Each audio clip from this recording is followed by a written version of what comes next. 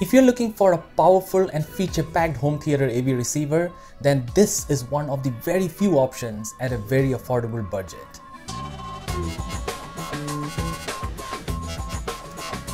Presenting the Sony STR DH790. This is not a sponsored video. I paid money from my own pocket and bought this, so this will be a totally unbiased review. So let's deep dive into the good, the bad, and the ugly about this receiver. First of all, let's look at the front panel of the receiver. On the left side here, there is the power button. It's just an on and off. Under the power button, it has a 1/4 inch headphone jack on the front panel. You have a port to connect the calibration microphone, which we will go over later. And this is the input selector here. It just goes through different inputs, as you can see. And there's the knob to control the volume. Very straightforward. Nothing else on the lower side of this panel. On the top here, you can select the configuration option for the speakers. You have the tuning modes here, and you have the channel selection. I usually keep it on AFD, especially when I'm listening to a movie or something on Netflix or Prime. It gives you the surround sound. And there is the direct surround, the neutral, and the front surround. There is the enhancer, and enjoy clear sound at low volume, especially at night using the night mode, and when it's on, the bass treble and the effect levels, they increase. The dimmer switch allows you to control the brightness of the front panel, useful when you're watching movies at night. Maybe you want it off or dark or bright. Excellent option, but I don't use it.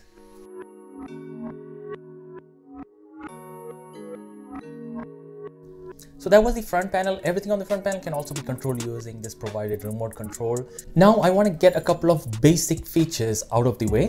Dolby Atmos and DTS:X decoding, they deliver 360-degree surround sound for the most theater-like movie experience you can have right at home. It supports 4K, so if you have a 4K TV, then you get that amazing picture quality with high resolution. It has 7.2 channels, so that is 7 speakers and the 2 subwoofers. That gives you an immersive sound supporting Dolby Atmos and whatnot. So I personally use Bluetooth a lot to listen to music. So if you have a Bluetooth enabled device such as a phone or a tablet, yes, go ahead and connect it to the receiver and it'll play the music on your surround sound speakers. It just sounds amazing, so good feature. Now those were the basic features on a high level of this receiver. Before jumping into the advanced features, I want to talk about a couple of highlights of this receiver which can be very handy. Sony's digital cinema auto calibration, it's also called DCAC. It ensures optimal sound in any room. The included setup microphone, it measures the room acoustics and it allows the receiver to adjust itself for the best performance of your speakers and the receiver. The speaker configurations are pretty flexible. If you're starting off and you just have a couple of front speakers, you can put them in the front of the room, and Sony's front surround sound technology can still give you quite a bit of that immersive surround sound, which is okay, but I recommend using the 5.1.2 configuration. In another video that I made, which is very popular, I talk about all the Dolby Atmos configurations. It's an entire build. I'll leave the link right here. So after watching this video, I encourage you to watch that.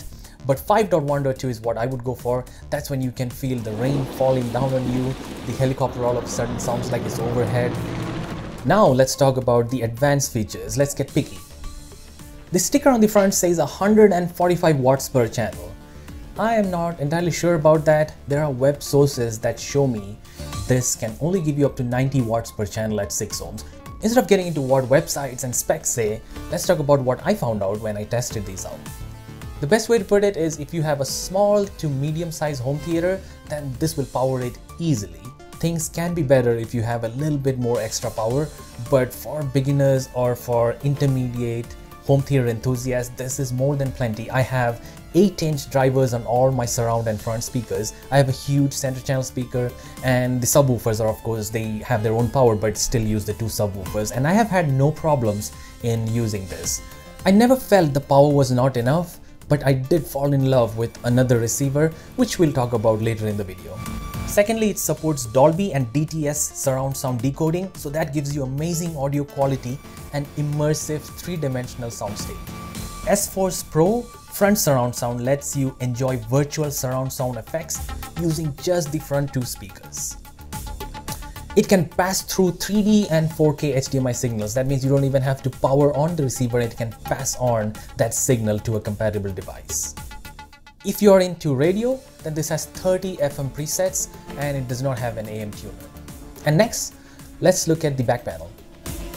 One of the most important things is, of course, it has 4 HDMI inputs and 1 HDMI output. That simply means you can connect 4 HDMI devices, maybe a Chromecast, maybe a Fire TV, maybe an Xbox, and anything else that you want to connect as input, and then the output would be to your TV screen or projector screen. All the HDMI ports, they support HDCP 2.2 technology, which ensures compatibility with 4K Ultra HD sources and televisions.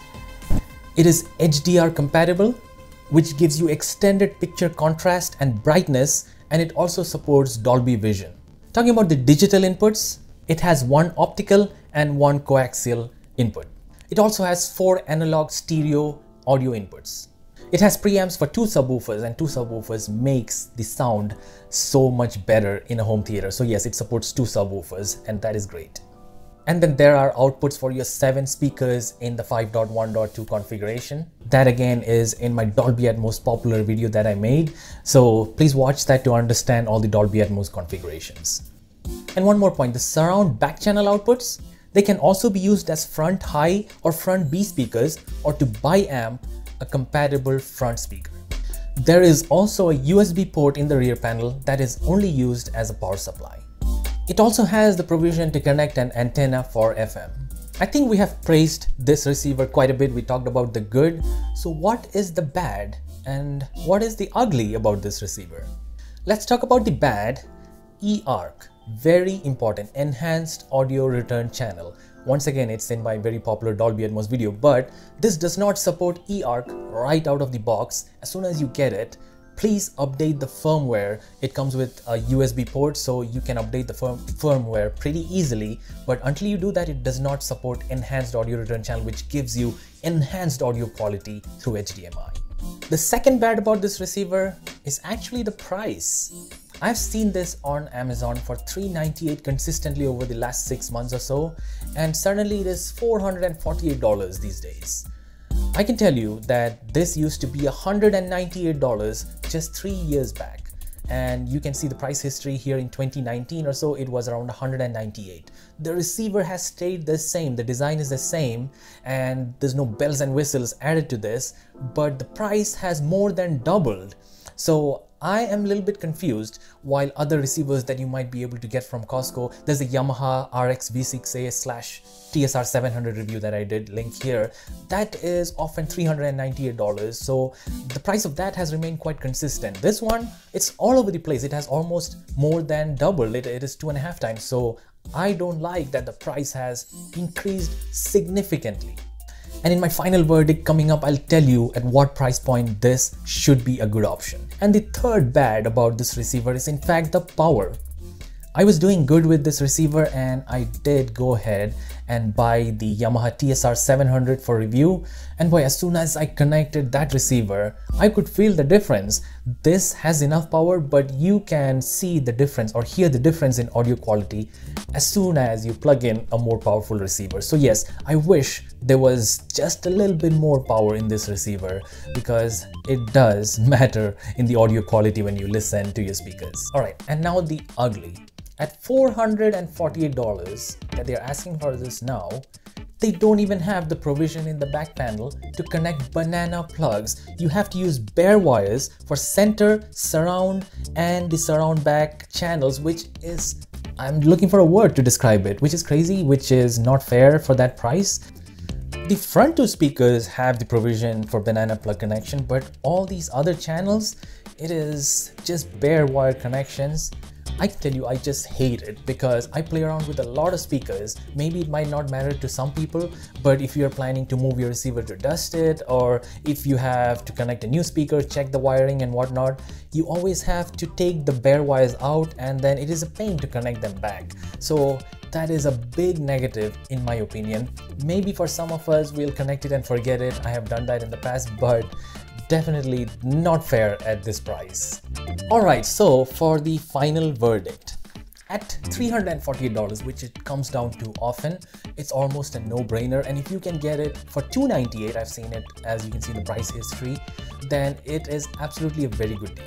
But at $448, please consider the Yamaha TSR 700/RX V6A. So the link to that review is right up here. Please watch that. I'm sure you will enjoy the video made for that receiver. That video is also not sponsored. I bought that receiver as well with my own money, so always an unbiased review.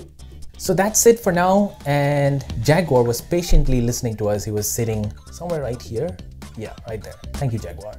I hope this video was useful to you, and this is one of the very few budget options, so this video I hope definitely helps you. If it did, then please give me that thumbs up. That means a lot to me. That just keeps me going. Thank you so much for watching. Until next time, take care. Bye.